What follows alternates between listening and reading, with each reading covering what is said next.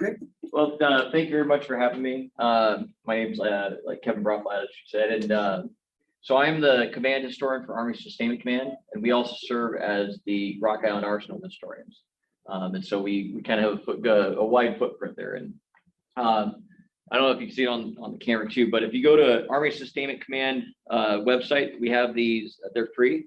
They're self-guided tour flyers, and it basically has all the historic sites on the arsenal that you can visit. Right at the bottom, there's these QR codes that you scan with your phone. They'll take you to a website and will show you all the information and more that you'd ever want to know about these sites. And on the back, is a map of all the different locations on this as well. So they're free. If you come to the arsenal, we're back open. We're past COVID, so please come to the Moline Gate. That's the eastern gate. Stop and get a visitor's pass. Again, it's free. It takes about 5 to 10 minutes, depending on the wait. You can get a card that's good for a year. You can come go to the cemetery or any of these sites on the arsenal for that year. Again, it's free.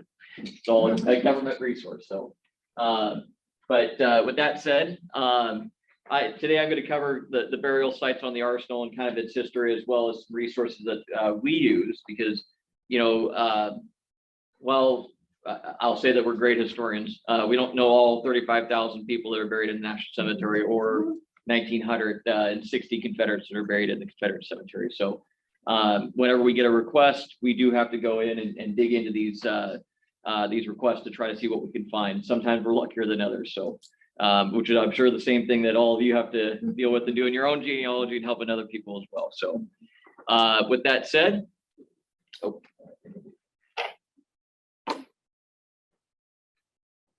we go. So this is a map that was drawn in 1871, but it shows basically the state of what Rock Island Arsenal looked like at the conclusion of the Civil War. These buildings in the center of the map. So again, Rock Island, the city of Rock Island, and then Davenport to the north. This is the complex that was known as the Rock Island Prison Barracks. So as the Civil War, you know, the arsenal is established July of 1862, which we're having our 160th anniversary this year. But because of that, and because of the Civil War, the actual arsenal itself was only limited to what we know today as the clock tower building. At the time, it was known as Storehouse A. So that was the only part of the arsenal that was actually constructed or began construction during the Civil War. We had this little problem that I'll get into a little bit in just a few slides about accumulating Confederate prisoners, because we'd stopped the prisoner exchange program. And so this whole camp was a 12-acre camp that held at its most about 12,000 Confederate prisoners, you know, over the course of the war. And that brings us to one of the reasons why we have a Confederate prisoner war camp cemetery as well. But we'll also be talking about the Fort Armstrong Cemetery, which I'll touch here in just a second, because prior to the arsenal actually becoming an arsenal in 1816, Fort Armstrong was established. And that's my next slide here. And this is what Fort Armstrong looked like in the 1820s. The reason for its establishment was that this whole area of the river west of Rock Island, going almost all the way up to LeClaire, was known as the Rock Island Rapids. It was the most treacherous point of the Mississippi River. And the federal government saw, especially due to a couple battles that happened in the area, Credit and Campbell's Island, during the War of 1812, that this was a strategic point that if you put a federal installation or fort on, that you could help control the river, stand as a go-between between the Native Americans in the area and the white settlers, and then also project power of the federal government out to the area. And so Fort Armstrong was established. This is what it looked like by 1859. Portions of the fort had burned down. It had largely been abandoned by 1836. And completely abandoned by the Army, the entire island, by 1846. All of what was remaining at Fort Armstrong was removed and sent down to St. Louis by that point. And so that's actually a picture of it. And you can see how high the cliffs were above the river at the time before the dam goes in. Again, this is just another map, and this is actually showing all the shaded areas in here in the river are actually the areas known as the rapids. The little dotted lines are actually numbers that are the depth of the river. And one of the reasons why Davenport and LeClaire exist is that in low water years, you'd actually have to offload your cargo move it by land to lighten the boat up enough to get through the rapids. And believe it or not, this map was actually, we have this huge, and it's almost 3 feet long, map, and it was drawn by Lieutenant Robert E. Lee at the time. And that's this is the little cutout of the key to the image there, but showing that he did it in 1837, and he was an officer in the Corps of Engineers at the time. So one of the things that always amazed me is that all the different footprints of all these people that we know about, Robert E. Lee, Abraham Lincoln, all these big people that came actually to Rock Island Arsenal, or the island known as Rock Island, I should say, you know, that we just kind of take for granted sometimes. But Fort Armstrong was here, right in the very western tip of the island. And then again, that's an image looking across from this point by the Davenport house, looking towards Fort Armstrong in one of its better days. About this time in 1830s, 1832, this house was built, and that was actually used by Winfield Scott, General Winfield Scott, as his headquarters when the Army was pushing out in the Black Hawk Wars out into Wisconsin or Wisconsin Territory in general, which was all of Iowa and Wisconsin at the time. So because you have somebody living on the island, and you know, we had a presence here from 1816 until largely 1836, you're going to have people that, you know, pass away from accidents, from disease, and it was just a common everyday thing for, you know, any installation or any location. And so there was a Fort Armstrong Cemetery that was created. And if you go onto Arsenal Island using the Rock Island Bridge, or from Davenport going south, there's the blockhouse where Fort Armstrong is, right where the intersection is to go into the Rock Island Gate. Onto the Arsenal is largely where the the Fort Armstrong Cemetery was. Now, there's a little bit of bad history with that. When the railroad bridge in 1871, 1872 gets built and is moved from the original location, 1856 bridge was moved to the western side of the island. They didn't take too much care. They knew that there was a cemetery there. A contractor was paid to move the bodies. But we only have record of maybe 3 of the 90 some odd bodies having been moved. So we think that a large portion of the Fort Armstrong Cemetery is now underneath the railroad embankment in that area. So we haven't gone to check it out, but there were 2 bodies that were found later on, and these were the bodies of 2 surgeons that served on the island. Now, one of the things that happened when at the start of the Black Hawk War, General Winfield Scott brought 1,000 volunteers out from the East Coast to help fight in the war. Well, and I should have looked up the exact number, but of those 1,000 volunteers, I think it was only about 250 or so, don't quote me on the exact number, but actually made it to Rock Island. They'd had a cholera epidemic, and they were losing soldiers the entire way out there. And so they had lost, you know, 3/4 of their force roughly. When they arrived at Fort Armstrong, there was a team of surgeons, and at the time you had a surgeon and assistant surgeon typically. Well, the surgeon at the time was John Gale, and the assistant surgeon was Richard Coleman. And all through this time, before and after, they actually got more surgeons because of the cholera epidemic.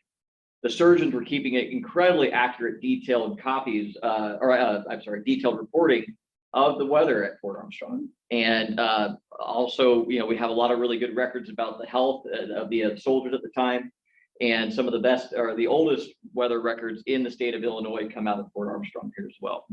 But with these 2 surgeons right by the Fort Armstrong blockhouse, you can actually just go a little bit south of it. There's this fence here with the sign.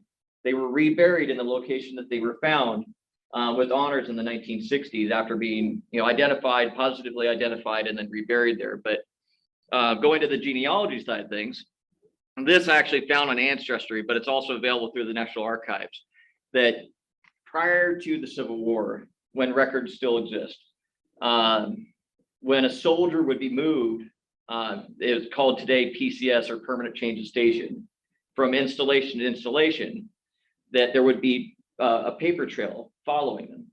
And so what this is this is a post return for February 1826, showing everybody who was at the installation when this register was done. And I know it's hard to see here, but it has one surgeon, John Gale. And this was not at, I couldn't find the one for Fort Armstrong, unfortunately, but this was at a Fort Atkinson in Nebraska, where he was stationed in 1826. So if you're looking back deep into those records, those early records pre-Civil War, these are very handy if you can find them. And typically the Army was very good about keeping these records. It's just a matter of, one, if you can find them digitized. Most of the time you actually have to go to the National Archive to see them. And this is just happens to be one of those ones that it's digitized, but nevertheless, I wanted to point that out. And this is a at Rock Island Arsenal Archive, which Army Sustainment Command maintains. We have a good majority of all of the weather reports from these surgeons at Fort Armstrong. And so this one is August 1822, and this is just an expanded portion of this red box. So 200 years ago, it was 78 degrees at Fort Armstrong with fair skies. So a little bit cooler than we're having today, but we have these month by month, and then we have monthly averages or rosters, basically talk about the average for each of the months as well. And those are actually, this one here was actually signed by Assistant Surgeon Richard Coleman, one of the two surgeons that are buried there today. So, but this is, I wanted to put this up here. This is the National Archives in Washington, D.C. They're the main repository for military records are at the College Park Archive in Maryland. And that, though, is typically World War I and newer. World War I and older usually is at the main archive branch in downtown DC. And so these are some of the contact information for that there. But I've gone through those records before. The staffs are usually really helpful. It's just unfortunate that there's not as much emphasis on outside of the wars on digitization. They're still working, real diligently towards it, but usually you see the Civil War is relatively well documented. World War I and World War II, anything in between is sometimes difficult. It's where there's a lot of interest in. And then like Ancestry is partnered with the National Archives, where they will digitize stuff.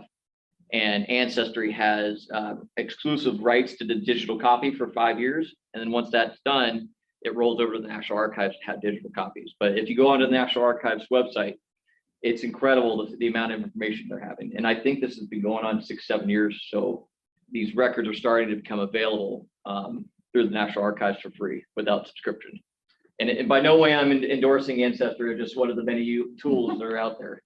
But I also wanted to point out too that I think this was, I gotten access to this in the Library of Congress, but it's the Journal of American History. And in there, it actually mentions a brief history on the surgeons at Fort Armstrong, and then specifically John Gale, one of the two surgeons that are buried there. So, it's as difficult it may be sometimes to find what you're looking for. It's a treasure hunt, right? And so, you're doing these spider webs going out looking for all this information, and one thing may lead you to another. And that was just something I ended up running across that you would think that we'd have a copy of. We now have a digital copy, but nevertheless. And with that said, one thing popped in my mind here that I want to mention is that prior to me getting involved in an archive, you hear these stories of, an archive finds a box of unknown documents and they're all excited about it. Like, how does that happen? It's an archive, they're very well maintained. Let me tell you, every archive has a stack of boxes that they've never been through that were donations or something like that. And so they're always finding new things. We have a huge amount of stuff at the Arsenal Archives. It takes volunteers and time to get through. And as we go through this stuff, we're trying to digitize it so that we can put it up, make it publicly accessible. But our archive is a public archive. You can come in. We just ask to make an appointment because we're not always there ready to be able to help you out. But if you can make an appointment, we'd happy to show you through some of these records as well. So the Fort Armstrong Cemetery remained in place until about 1868, 1869. Following the Civil War. And so I'll touch base on the Civil War here, then I'll talk about the consolidation of the cemeteries. But again, showing the arsenal here, north to the top here with the Union Cemetery and then Confederate Cemetery here. So the arsenal was founded, like I said, 11 July 1862. The clock tower was the first building that would take place or to take shape on the arsenal. Because of what was going on in the Civil War, the Confederates had, we had this prisoner exchange program that was taking place prior to this point. And we captured 1,000 Confederate prisoners. They captured 1,000 federal prisoners. We just trade. Well, what was becoming evident was that when we trade, you're supposed to sign a document saying that you're not going to fight for your country anymore. Well, the Confederates weren't pertaining to that a lot. They'd just go right straight back into the Confederate Army and start fighting again. So that was one strike against them. Another one was about mid-1863. U.S. Army and federal government were looking at the possibility, and it became reality, of having African American soldiers serve in the Army, which they had been trying to do throughout the entire war. So it became a reality about I think it's May, June of 1863. The Confederacy, and particularly because of comments that Jefferson Davis, President Jefferson Davis said, they said they would not recognize Union African American prisoners as prisoners, and they would return them to slavery if they were captured. And there were a number of accounts of slaughters or massacres that the Confederacy did with black prisoners. And so the federal government finally said, guess what? No more prisoner exchange. You won't recognize all of our prisoners as federal soldiers. That's enough. Well, what happens with that is now you're accumulating prisoners. And when you're successful, that means now you're getting burdened with more prisoners. And so General Grant and Sherman were very successful in the latter part of 1863. And so there were thousands and thousands of prisoners that were all piling up in Kentucky, Tennessee, and basically largely the Western theater. And of those, we were looking for places, where do we put them? And Rock Island was identified as one of these places. Well, the arsenal's not actively being built. We have a huge island in the middle of the river, thinking modern day Alcatraz, right? Let's put them there. And so they start building this 12-acre compound. Now it's best known for its the post-war work of Gone with the Wind, where it's referred to as Andersonville in the north. Now the difference between that, and it was an unfair difference, is Andersonville was a Confederate prison holding federal soldiers in Georgia. They had a 26% fatality rate. So 26% of all soldiers that went there died while there. Rock Island prison barracks had about a 16% fatality rate. So not great, but a lot better than Andersonville. So at Andersonville, the soldiers lived under just tents and just little pieces of shelter. Here we actually had barracks for old Confederate soldiers as well. But the reason why we have the Confederate cemetery is we're coming up here. So first prisoners arrived the first part of December 1863, 468 prisoners arrived. But by January 1864, we would have about 5,000 prisoners in total. Now the camp goes from nothing to something in September to December, and they were still constructing the camp as the prisoners were arriving. The hospital had not been completed at this time. The barracks were really largely still not complete. And so we were kind of, building the airplane as it's flying kind of mentality here. Now, on top of that, and one of the reasons why it was taking so long to build it is that the winter of 1863, 1864 was one of the coldest it had been in like 20 years, with a consistent average temperature through January at -30 degrees. And so imagine good Southern Confederate boys coming up to Rock Island, Illinois, that this is one strike against them already, right? They're not used to this cold weather. Another one was after they had been captured in typically northern Georgia, eastern Tennessee battles, they were moved to Nashville. At Nashville, at the holding camp there, they had a smallpox outbreak. The smallpox patients weren't quarantined. And so all these prisoners were loaded up on the rail cars and then moved to Rock Island via Chicago. So now, thinking with COVID today, you have one prisoner that's in a boxcar full of 49 other people. That one prisoner has smallpox. By the time those doors open, all 50 prisoners have smallpox. And so the meager medical staff that we had here at Rock Island was overwhelmed with hundreds and hundreds of prisoners that were coming ill with pneumonia, dysentery, smallpox, rubella, all these, diseases that required far more attention than we were able to give them. And so because of that, prisoners start dying in droves. And the surgeon's report at the end of January 1864 said they are dying, or many are dying every day. Well, it would come to be that 900 prisoners would die in the first 3 months of the prison camp being open. And I promise I'm getting back to the genealogy here, so I apologize.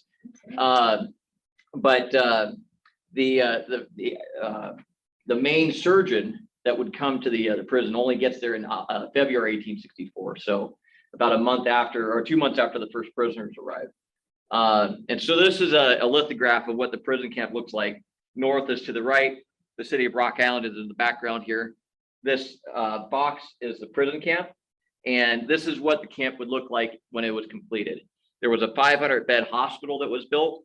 And then there was a series of pest houses or pestilence houses. And these were only the most infectious diseases, or the prisoners with the most infectious diseases were moved out there. All the other prisoners would have their own hospital bay as well. Some of the early sickness as well, they didn't have any other place to put them, so they actually just remained in the barracks. So you can imagine a soldier, the same thing, a soldier with smallpox staying in the bay with the other 100 soldiers, so it was spreading quickly. But by March 4th of 1860, prisoners were sick in barracks. 714 were in a temporary hospital building, for a total of, out of the 5,000 prisoners that were there, 1,064 of them were sick. So that was, just imagine a small medical team of 3 or 4 surgeons are dealing with over 1,000 prisoners that are sick. Local area hospital or doctors were actually called in and contracted to help, assist them as well. And by March, also 10 guards had died of smallpox. You're a guard, you're dealing with them, you're just as susceptible as everybody else is. So that's the pestilence house, and that's the main hospital there. So by the conclusion of the war, the last prisoner would die July 11th, 1865. There were like I said, first 4 months, 950 Confederate prisoners would die, but in total, 1,961 prisoners would die during their time here at Rock Island. This is actually what the cemetery would. They completely brought it out by that point, but we had when they were buried, and they were actually buried closer to the camp and then moved once during the war.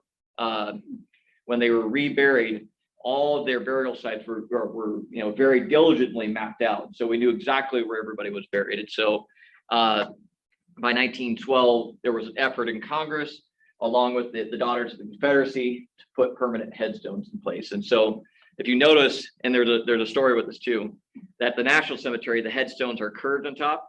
The Confederate cemetery are pointed, and it said by the Daughters of the Confederacy they didn't want Union soldiers sitting on top of the grave, so they made them pointed. And so that was kind of a joke for a long time. But you imagine that cemeteries coming out of the Victorian era were places to picnic. So that's, people would go to relax in cemeteries and eat their lunch and stuff. So that was kind of that reasoning behind that. But you can still visit the cemetery today. And when the museum opens back up, we have the full roster of all the prisoners that that died on post. In the meantime, you can email us. If you take one of the flyers, you can email us and ask us for any of the records if you're researching that. The extent of the records is their name, where they were captured, their units that they were from, if they were injured during the time in confinement, or if they died, what they died of typically. And it's about 75%. There's a lot of them that were listed as unknown deaths. Some of those that they had died in barracks that they didn't know about. Of all those prisoners, only 9 were shot.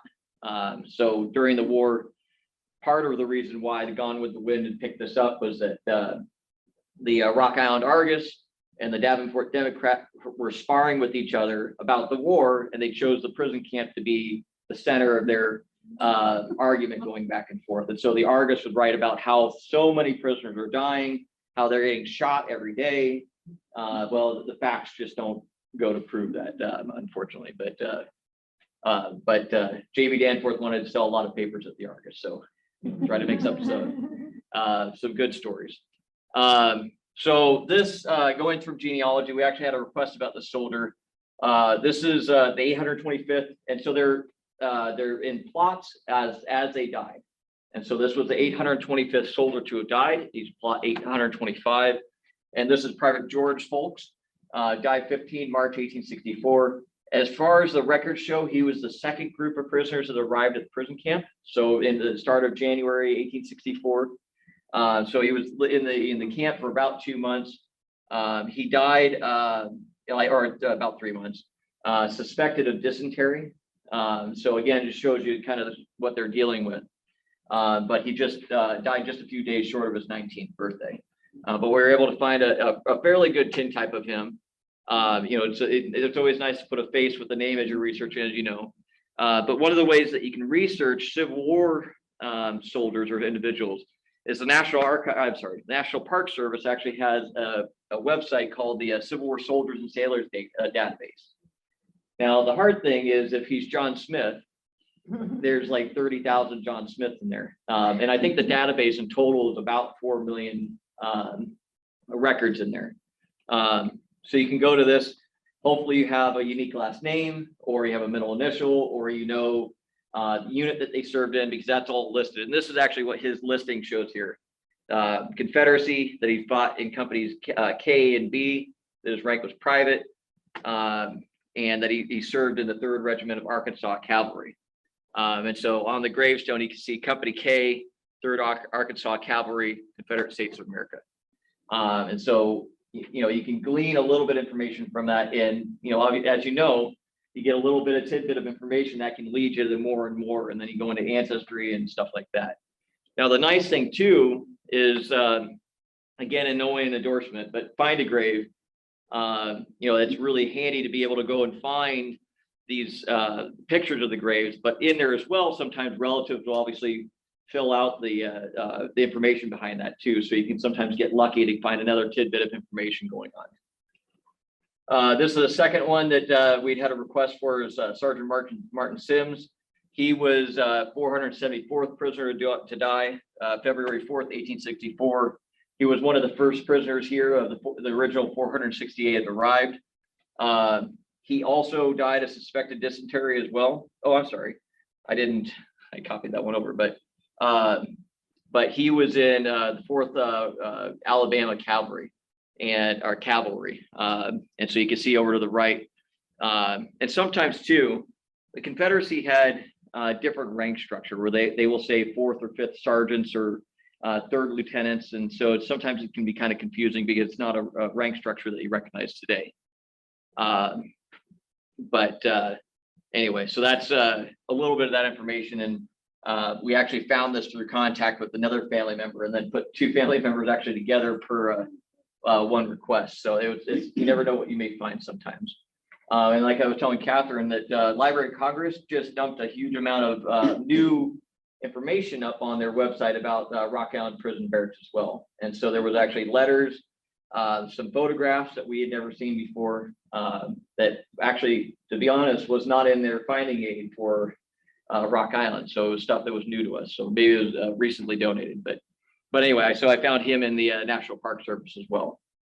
Sometimes Confederate records are a little bit harder because, as you know, the Confederacy ceased to exist, and a lot of the stuff that got burned. So sometimes this was stuff that they sought pensions after the war, and the information came through pension information. So that was the Confederate cemetery. For the Union cemetery, the original grave site was, again, like I said, was moved in 1868. If you come on to Rock Island Arsenal, Rodman Drive is the main drive going down through the center of the arsenal. Just past where the housing is on the north side of the island, on Rodman, there's a little fence, and it doesn't look like much. And actually took me a couple of years before I actually stopped by and looked at it. But this was the original Union Cemetery grave site. And we just installed a new sign correcting information that was on it. And it lists out all of the different units that served as prison guards, the number of soldiers who died at each one of those units, and then where they were from as well. And then that's this is the Union Cemetery in 1880, the new National Cemetery after it was moved there. But 136 soldiers died over the course of the war. Union soldiers died over the course of the war. And now today, the National Cemetery has 32,000 plus first-time burials there.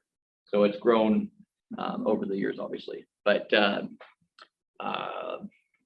so it was at this time in 1868 when General Rodman comes to Rock Island Arsenal, starts establishing the arsenal, that he wants to consolidate all of the cemeteries on the island, with the exception of the Confederate cemetery.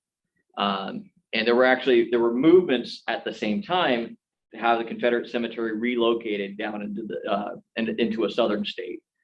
But there was never any funding to do that, so it remained on Rock Island. But that was when the survey was done prior to the 1871 bridge started construction. And when unfortunately a couple of these graves were moved from Fort Armstrong into the National Cemetery site. And then there were also, as far as I can tell, about 12 other cemeteries in the Midwest, extending all the way up as far as Michigan, that all get consolidated down into this national cemetery when it was established in 1868, 1869. And so I wanted to point out one of the first units that gets here was the, and I apologize, that one, this is I meant to take that text out, was the a unit known as the Iowa Graveyards. And this was a unit of soldiers that was raised, volunteer soldiers that was raised out of Muscatine, Iowa. And the reason why they were called the Graveyards was that they were actually outside of the ordinary enlistment range, somewhere between 45 and 82. And I always tell the story, there's a famous story of the 82-year-old that said after about 2 weeks of active service at the prison barracks, he said this was a young man's war and he was going to go home. And there was another 60-year-old man that had said that he was really antsy, and he said, I wanted to win this war, and so the federal government better get on their game or he's going to march to Richmond by himself. But these gentlemen were brought to Rock Island as prison guards, and they had many habits or many hobbies while they were here. One of their hobbies was going into Davenport in particular and starting bar fights and a heavy drinking group. Another one was that there was a quarry over in the Bettendorf, Davenport, present day area. And many of these guys had not shot weapons before. They liked to shoot their rifles or their muskets into the quarry to see how fast the quarry workers would move. And so when it came to be their time to leave, most people were pretty pleased to see them head on down the river.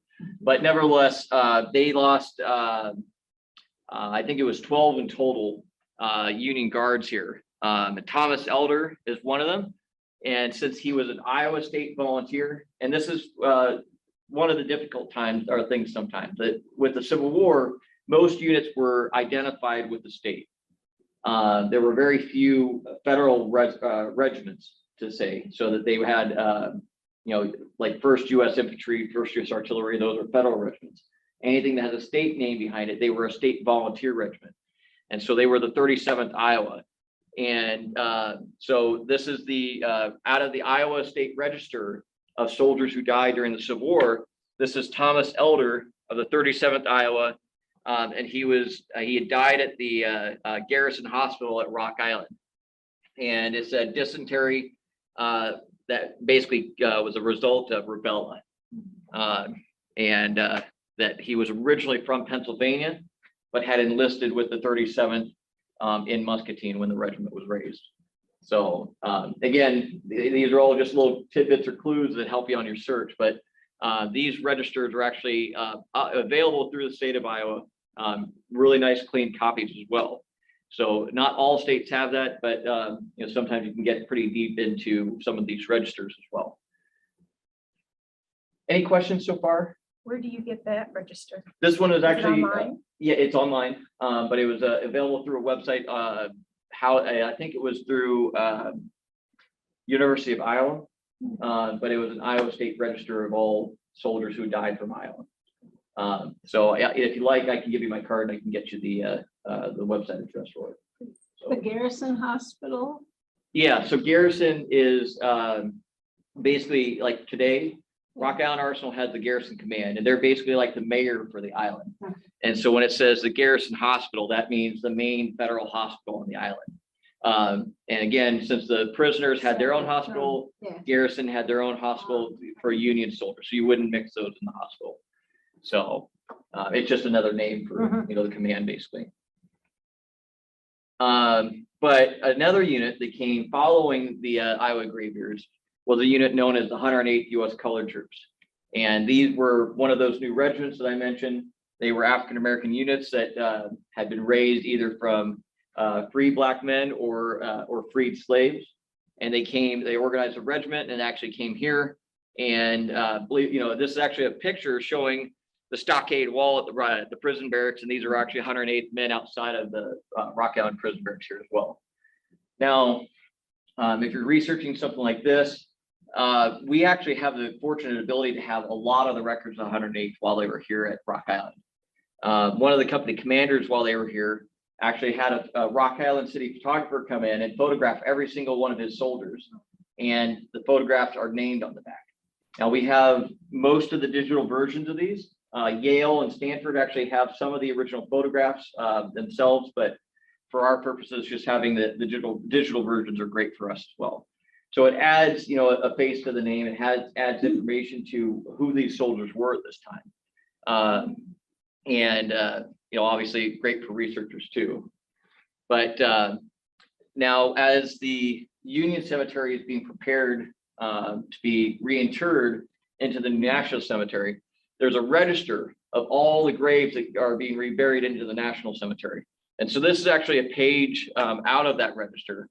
Our original copy that we had is now at the the Chicago Archives, National Archives, but we have full color versions of it, as well as the National Archives website out of Chicago has colored versions of it as well. And so you can go page by page with great scans of all the ones I've seen, and it lists each of the grave sites and when they were when they had died during the war or what cemetery they came from. Like I said, after the war, they consolidated a number of these cemeteries, and so this one was a pretty clean page, but it shows William English. I'm sorry, William English here, the 29th grave from the 108th U.S. Colored Troops. And he had died 26 October of 1864, and was grave marker number 45 originally, and now 230. But these registers are great, especially for those that were consolidated. There's actually 4 books in total of this, and it's a great resource to have as well. Some of them have a little bit more information, like originally where they were from. Since he was part of they were considered federal regiments. That just lists that, but most of the others, like 37th Iowa, that's actually that's ironic. I didn't notice that. It's the same guy. It's just the small world here. But Thomas Elder from the 37th Iowa there. So these resources are becoming more and more available, and for genealogists, it's great because now you don't have to go there. You can actually sit and look at from the comfort of your own home and find a lot of this information as well. And so this is what the book looks like. I think this is book 3 of the 4 books, and then showing the whole list of name here. You can see the National Cemetery at Rock Island, Arsenal, Illinois, and then showing all the different units going all the way through. And then this actually shows the original place of birth as Rock Island, Davenport, and Rock Island. So, like I said, now that it becomes a national cemetery, that any soldiers that lived from these areas are eligible to be buried in that cemetery as well. So that's a later version of that book as well. Any questions about any of that?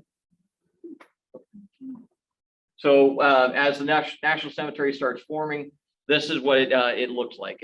Obviously small to begin with. We still have the original gate as you walk into the cemetery over by General Rodman's grave, but it's obviously grown outside, far outside the extent of the original cemetery. And today, if you drive on, you'll see there's a whole lot of construction on the side of the cemetery. They just expanded, I think it was a total of 8 acres. And the idea was with the expansion is it's supposed to keep the cemetery open until about 2050. If they hadn't done that expansion, I think it was supposed to be 2025, 26, based on the number of burials of when the National Cemetery would close. to do burials. So, so that was something the Veterans Affairs, Department of Veterans Affairs controls that today, and they were very excited to be able to offer the larger cemetery as well. So to visit, again, you can just get your, go to the Moline Gate and get your visitor ID pass to go to the cemetery. And during normal daylight hours is when we can go through that. Some of the things about the National Cemetery as well, on Memorial Day and Veterans Day, they'll have the flag placing. There's also throughout the year, if you are on Facebook, you go to their Facebook page and they have routine events that come throughout the year for different anniversaries. We just had one about the Korean War anniversary for the Korean War veterans. And it's great because there will be a lot of veterans usually there of these, some of these wars that you can meet and talk to, and obviously get a little bit of history about some of the others that are buried there as well. There's also 3 Medal of Honor recipients that are buried there. One, Iwo Jima flag raiser, who was a Private Iganowski, is buried there as well, just to name a few. And so this is some of the resources that I use. Obviously, Ancestry.com is one. Newspapers.com is another great one, at least to, sometimes you can get an obituary or, as you may know, the older you go back, especially World War II and earlier, as people would travel, it would have, hey, my son got to visit me here at this day. There would actually be an ad in the paper, so you can see how people are traveling around. We had a request that General Eisenhower and General George S. Patton visited here as lieutenant colonels. And just day-to-day business, you think about it today, you wouldn't, it's an operation security thing today, not to talk about the movement of soldiers around, but in 1919, there was actually a post in the Argus saying that, hey, these 5 officers are visiting Rock Island Arsenal for 2 weeks, and one of them was Lieutenant Colonel Dwight David Eisenhower. And then we actually, working with the Moline Library, they had a picture of a Belgian bishop that was speaking in the city of Moline, and there's a group of officers sitting there in front, and Eisenhower is one of the officers. He just happened to be here when that speaker was was speaking, and we had a picture and we were able to confirm it. So it's again one of these genealogy things that just crosses lines there, and so I use a lot of newspapers.com to try to find that and reports about these soldiers moving around. Also, soldiers are wounded or training or different things like that. You can find a lot of information there as well. I put the soldiers and sailors database up there for the Civil War. National Archives downtown office, basically in Washington, D.C., had a lot of those records. They also have a lot of microfilm copies of the original Matthew Brady photographs too, that sometimes can have corresponding names with them. For World War I, you start seeing things split here. In World War I, if you want personnel records, they're at the National Archives in St. Louis. If you want unit records, they're at the National Archives in College Park. And I'll tell you, my great-grandfather was in the 91st Infantry Division in World War I. He was actually wounded during the Meuse-Argonne offensive. And I would write to, and you can do it now digitally, to the National Archives in St. Louis and ask for personnel records. And they had a fire there in 1975, I think. If you just keep sending that request back, it all depends on what researcher you get. That's a very easy thing to say, that we don't have any records. I sent my grandfathers and my grandfathers or great grandfathers back 6 times and finally started getting records. And so it's all free. It's not costing anything. At the time, it was costing me a stamp. So, but now it's all free. You can do it digitally, but they ask for as much information as you can give. Now, something else that they're doing is that they're restoring a lot of these records that were either damaged by fire or by water. So more records are becoming available again that weren't previously available in the last 5 years. And so if you're looking for personnel records from World War I or more modern, that's the place to start. And don't get discouraged. They say no. The unit histories, when I was researching my great-grandfather, I went to College Park and actually found 10 times as many records relating to him in the College Park archive. Because it's unit records, it's obviously incorporating a lot of the men in the unit, but when he was wounded, it has a list of all the soldiers that were wounded that day. When he left the hospital, they have hospital records. And so all those things I was able to put together to have a full kind of picture of what happened to him in World War I, from the time he got to France, from the time he got back and was discharged in San Francisco. And so, you know, people just think sometimes you go to the one in St. Louis, I can't find anything. Well, that's it. There's nothing left. And the one in College Park is also doing the same effort of putting a lot of online records as well. So it makes it easier to research from not going there. If the soldier that you're researching is killed in action, there's a separate record group, or even missing in action. That's again another separate record group. This is one that it's an IDPF, and it's individual disposition personnel file, and they are accounted for differently. And so they will actually have in that record how the soldier was wounded, how he was identified, or how they were identified, what they had on their body at the time they were killed. And so there's a huge amount of information you can get from that. Same thing for missing soldiers or lost to air crews. There's a breach air crew that was lost. There was an investigation behind that. And so if you're in the Army Air Forces or Army Air Corps, you can find a lot of those records as well in additional sites. So it's always, like I said, a treasure hunt trying to find all the different locations for that. This is basically for World War II. There's electronic military records. If your soldier or if the individual was enlisted, you can actually look up online databases. Again, if it's John Smith, makes it more difficult. But if you have a soldier's ID number, you can actually put that in and search in different ways for the records of the World War II. You see enlistment records at the top, and then the prisoners of war have a different research as well, going through Korea and Vietnam.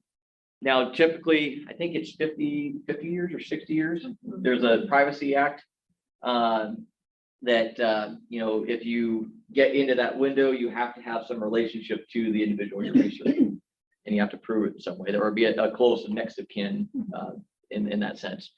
So you can kind of bump into some issues when you get more modern records as well. But those are some of the resources I've used quite a bit, and I've been very successful with. And at times, other times, you know, you just get to that roadblock and there's nothing there. Yeah. So I was going to tell you one other story to kind of give you an example of some of the frustrations of what you're looking for. We have a soldier. So I'm an Army Reserve officer as well with First Army. And we have a soldier that served in World War II under First Army. And he was an African-American soldier that came ashore at Omaha Beach during the Normandy invasion, served with the 320th Barrage Balloon Battalion. And they actually put up balloons to try to stop airplanes from strafing the beaches. He was a medic and had assisted in treating over 200 soldiers on that beach that day. Before he had been wounded the same day as well, before passing out from blood loss later in the day, after about 40 hours of working on soldiers. Now, he eventually was recommended for the Distinguished Service Cross, which is again another layer of stuff that you can find. That there are records separately for awards that might help you put pieces together. The Distinguished Service Cross is the second highest award that soldiers can get in wartime, and now we have records of their public affairs records, so press releases saying that he was recommended for this. Very specific details of how the soldier, what his actions were during that day. Then going through, I've been through the Truman Archive, Truman Presidential Library Archive, Eisenhower Library Archive, the Roosevelt Library Archive, the National Archives in College Park in St. Louis, the Stanford Institute in California, all looking for this soldier. It's challenging sometimes, especially for soldiers, that they can move unit to unit. I went through 52 linear feet in College Park archives of just papers looking for him. I found one document that did pertain to him, not the one I wanted, but there's no record of his recommendation. So what happened was that he got this recommendation. Another general stepped in and said he needed to get a Medal of Honor because of his actions. After that letter that we have from the other general, it disappears. Nothing happened. He was never awarded either medal, the Distinguished Service Cross or the Medal of Honor. He got a Bronze Star, which is the lowest award you can get. And one of the thoughts are it was a segregated army at the time, and still a lot of racism at the time, but that it wasn't awarded for that reason. There were efforts by the Army in 1997 and then 2009 to look back and reinvestigate these things. He was in those soldiers that were reinvestigated, but didn't receive any action because they couldn't find paperwork for him. They couldn't find his personnel files. They couldn't find the recommendation. And so I'm back on the trail searching for this again. I found his personnel file. One of the things, all the previous other researchers, there was a book that was written about his story and his unit story. All the previous researchers all looked at First Army records, which he was a part of at the time he did the actions that would have gotten him this medal. They later transferred to Third Army. Nobody else has ever looked in Third Army records.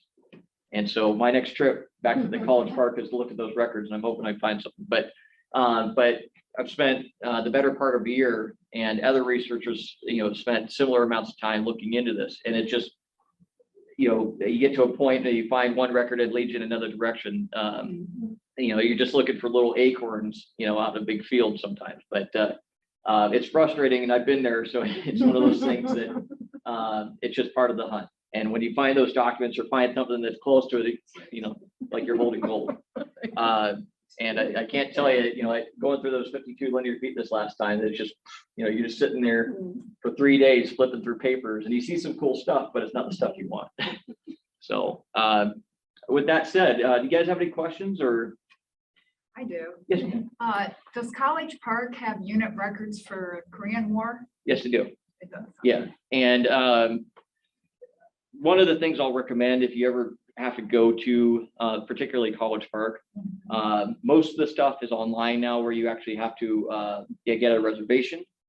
And I recommend being there for multiple days.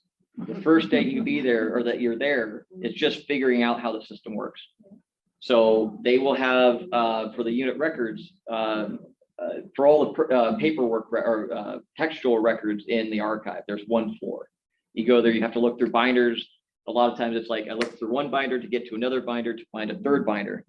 And then you just start sending in, requests for boxes of documents. And I think there's 4 or 5 pulls per day that you can request. And sometimes it's taken me 3 or 4 hours just to find the first request I can pull. And so it's not a quick process.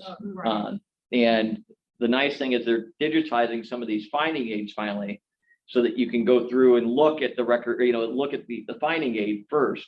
So you can have a page that, like, these are all the finding aids I want to look into to get to my next step to actually start calling records. And then when you make your reservation, you can actually put in requests ahead of time. So when you walk in the doors, there are records waiting there. Go. Yeah. Okay. So anything like that, it speeds up time. They're still in a quasi-COVID environment, so they have a capacity on the number of researchers they can have at any one time. So it's a little bit of a confusing process. I was there the first week they tried it, and it's challenging. But we got to research, but it can burn up time too, just trying to figure out how to get in. You also have to have a researcher card to get in, which is free, but it just takes time to get all that stuff. Where do you get that from? From the archive. So when you get there, you have to go through metal detectors and everything, and they send you to an office to get your researcher card. But like I said, it's, I get there and like, okay, 8 o'clock. I'm standing outside the door like it's May. And, it took me almost 2 hours to get through all, looking at the first folder. So, slow process, but it's there. Don't be in the first hour of you being there. Yeah. Question from the chat. Her third great grandfather was 37, and he died May 15th, 1865 in St. Louis on guard duty. And she's trying to find a military photo of him. Do you have any suggestions? Yeah, so that's tough. So in World War II, you see it more often where they have unit record or unit photographs or individual soldier photographs. At that time during the Civil War, it was if you paid for a photograph, you got one. And so finding a photograph of him, most of the time when we're looking for that, like those 2 photos of the Confederate prisoners, we actually found from family members. Oh, okay. And so unfortunately, there's no easy, and I didn't mean to disparage the 37th by any way. It's just not everybody was shooting at the quarry workers, just a number of them.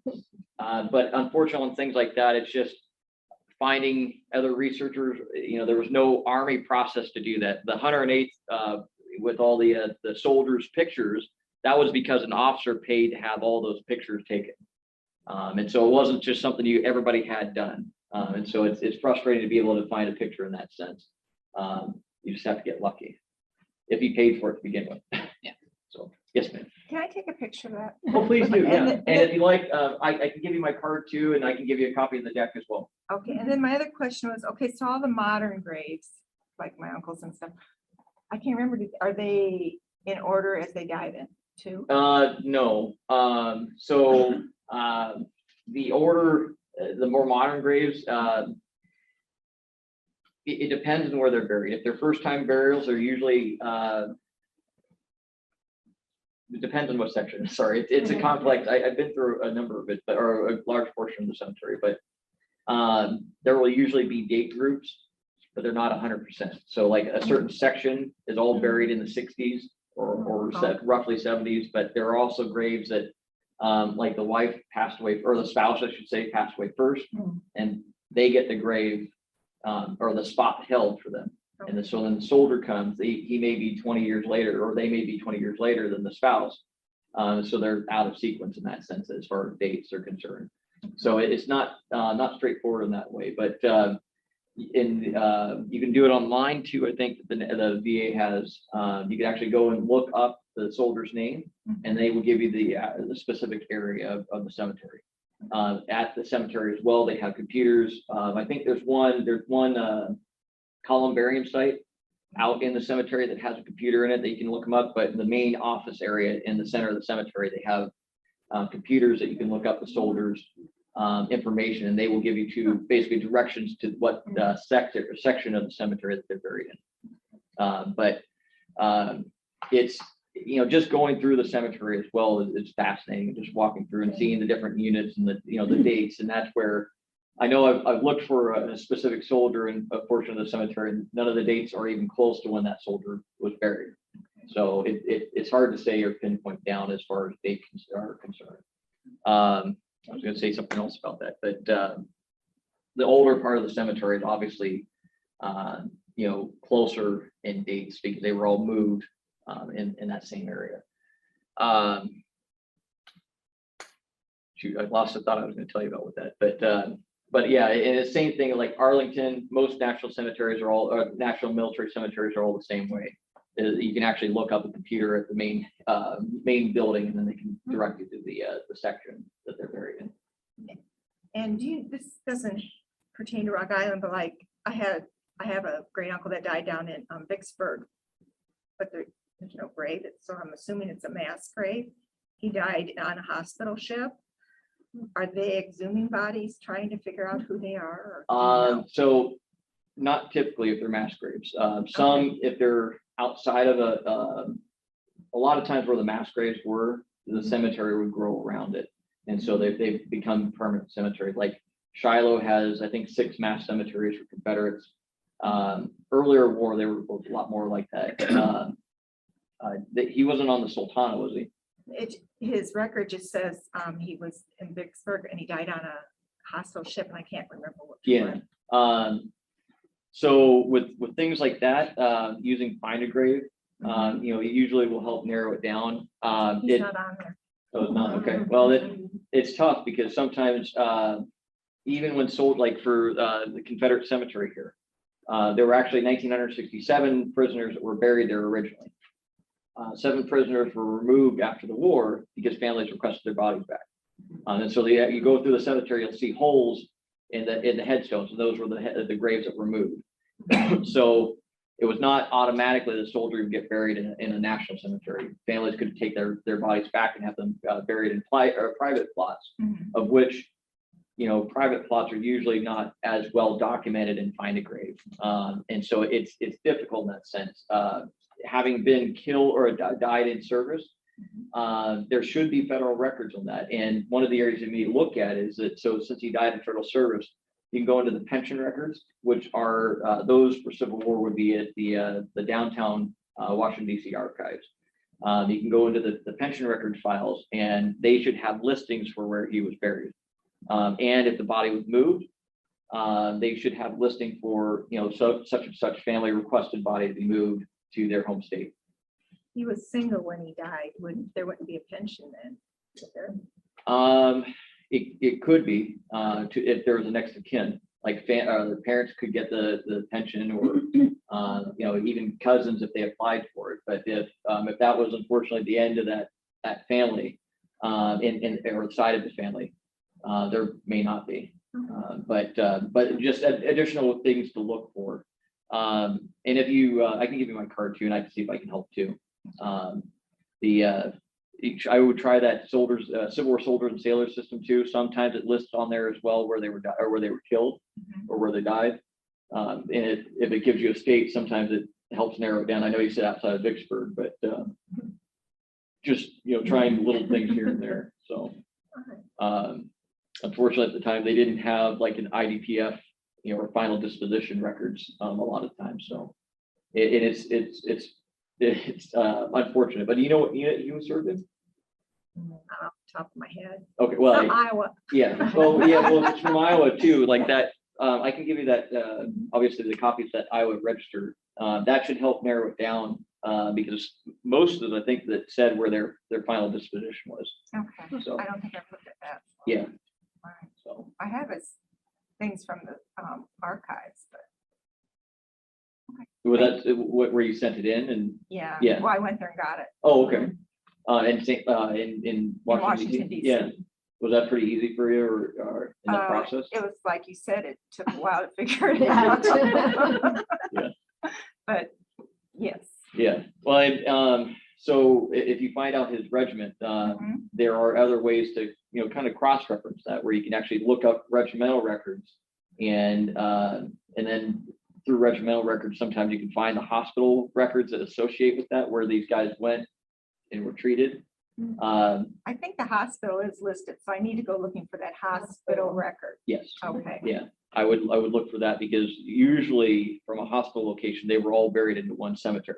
Okay. And being in a hospital wouldn't be a mass grave typically, because mass graves are usually in the heat of the battle, that they were all buried into one spot, and they weren't given individual identifications. Now, if they were unknown, which again is unlikely for a hospital, unless he was there for a short time, if they were unknown, sometimes they were given mass burials. Like at Gettysburg, as an example, there's two large sections of all unknown graves. But the reason for that was that all these soldiers were hastily buried during the battle or shortly thereafter. And sometimes if there was an identification, it was gone. And so they just all got buried into, they all have single plots, but they just have numbers. So, but again, it varies by location, and typically, unfortunately for us in the West here now, it was less accurate a lot of times. In the East, they had better accounting a lot of times. The West, it was a lot more scattered battles. So it is more difficult sometimes finding records of those. All right, thank you. But yeah, but I'll give you my card, and then go ahead and help in any way I can. All right, thank you. But sometimes it's just staying focused, and continually talking to archivists or different places that might be able to help you. And that's like what I said with the World War I and World War II records through the personnel office. I sent it like, nothing's there. Like I was hoping there would be a whole personnel file, but then somebody told me that they just kept sending it back in. So I did that and finally got records, and like, okay, so there are records. It's just you have to have some persistence to get to them. But any other questions? Okay, but thank you very much. And it can be fun doing this. It can be frustrating at the same time. But yeah, well, and it's like the Woodson cases that, you know, I kind of came off a string of a lot of really good hits where I'd gotten, you know, a lot of requests. And I was able to straight up answer them, you know, finding, you know, good records. And I thought, hey, I'll be that researcher that can just find all these in one spot. And it's like, no, it doesn't happen like that sometimes. And even National Archives will tell you that while they have huge amounts of records, that I think their estimate was 25 to 30% of records survive. So these are those 25 to 30%. And you look at older wars, you know, War I, Civil War, Revolutionary War, and all the ones in between, you're gonna see less and less for all of those. So Civil War is hard sometimes, but you're trying to find surviving records, and that can be a challenge. But other times too, it's like, you know, the archive here, the special collections here, you know, you just, a family may have donated records to a special collections or to an archive, a local archive, or, you know, people don't think about Rock Island as an archive unless they have a gun. Everybody thinks that if they have a Rock Island rifle, I'm going to be able to tell them exactly where it went everywhere in its history. But we have a lot of, not personnel files, but we have a lot of incidental files, newspapers, you know, magazines that were printed. And so you try to start looking at all those tertiary areas that may not be exactly what you're looking for, but might have something that would help you along the way. And I guess that's the thrill of the hunt in that sense too. So where's on the arsenal itself? Where are you located? Yeah, so it, on there, if you look for the Rock Island Arsenal Museum, of which I got to give my spiel. Yeah. The museum will be opening late summer of next year, fully renovated. But if you go to the museum, there's a ramp. If you're looking at the museum just to the left, there's a ramp going down, and that's where the archive is. But on the front page of that too, of the self-guided tour flyer, you have our email address to the Army Sustainment Command office. Our phone numbers on here too. Or actually, we took it off. Sorry. Yeah, so our email address would be the best way to get a hold of us. Also, the Army Sustainment Command website's there. So all those places you can contact us and make an appointment to go through the Rock Island archive, and you know, we can set you in the right direction. Let you look through some of these other records if you're looking for that. And, we have a huge amount of photographs. And a lot of times they were technical photographs, so it's like a gun system or a weapon system, but we also do have some local photographs as well, where Rock Island was relevant. So, or the arsenal was relevant, I should say. So, you know, that's always a resource, not necessarily in this case for the Iowa regiments, but you never know. It can't hurt to ask, and we'll try to do our best to research for you.